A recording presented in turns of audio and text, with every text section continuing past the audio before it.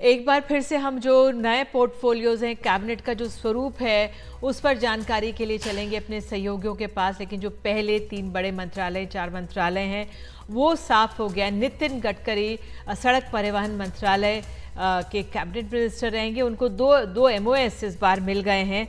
हर्ष मल्होत्रा जो दिल्ली से सांसद हैं, जो चुने गए हैं, और साथ ही अजय टम्टा जो कि अल्मोड़ा उत्तराखंड से सांसद चुने गए हैं इस बार, उनको एमओएस बनाया गया है। विकास हमारे साथ जुड़ गए हैं। जी विकास, तो गृह मंत्री अमित शाह गृह मंत्री बने रहेंगे, गृह मंत्रालय उनके पास ही रहेगा, ये भी बहुत महत्वपूर्ण है अपने आप में।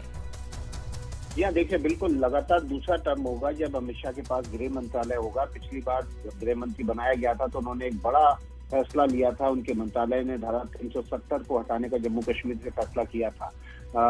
इस बार फिर से उनको गृह मंत्रालय उनके पास ही रहेगा और जितनी सुरक्षा एजेंसियां हैं वो सब गृह मंत्रालय के दायरे में आती हैं।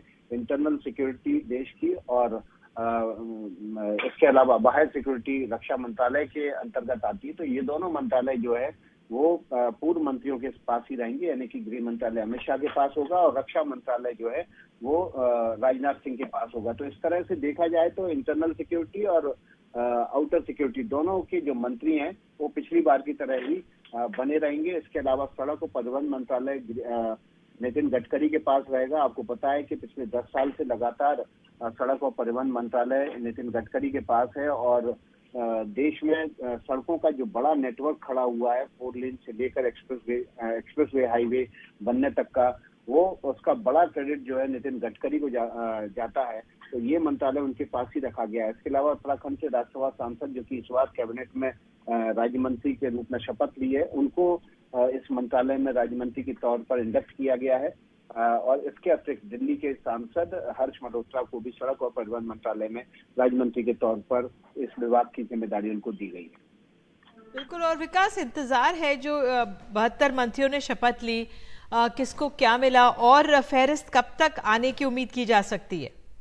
देखिए, एनडीटीवी के पास एक्सक्लूसिव जानकारी है और जैसे जैसे जानकारी आएगी हम अपने दर्शकों के साथ जरूर साझा करेंगे कुछ ही देर में। बाकी और जानकारी भी एनडीटीवी के दर्शकों के लिए हम एक्सक्लूसिव जानकारी निकाल कर लाएंगे तो जरूर साझा करेंगे। लेकिन फिलहाल जो जानकारी है वो इन 3 मंत्रालयों को लेकर है। थोड़ी देर में राष्ट्रपति भवन से बाकायदा इसका प्रेस रिलीज जारी होगा। उस प्रेस रिलीज के जरिए पूरे देश को हम बता पाएंगे कि जो 72 मंत्रियों ने, कल 71 मंत्रियों ने शपथ ली है, उसमें से किस किस के पास कौन सा मंत्रालय, किसको किस मंत्रालय की जिम्मेदारी दी जा रही है। फिलहाल जो सबसे बड़ी जानकारी एनडीटीवी के पास है, गृह मंत्रालय अमित शाह के पास ही रहेगा पिछली सरकार की तरह, रक्षा मंत्रालय राजनाथ सिंह के पास और सड़क और परिवहन मंत्रालय वो नितिन गडकरी के पास ही रहेगा। नितिन गडकरी के साथ 2 और मंत्री, उत्तराखंड से राज्यसभा सांसद अजय टम्टा को राज्य मंत्री के रूप में लगाया गया है और साथ ही साथ दिल्ली से सांसद हर्ष मल्होत्रा को भी उनके साथ राज्य मंत्री के तौर पर लगाया गया।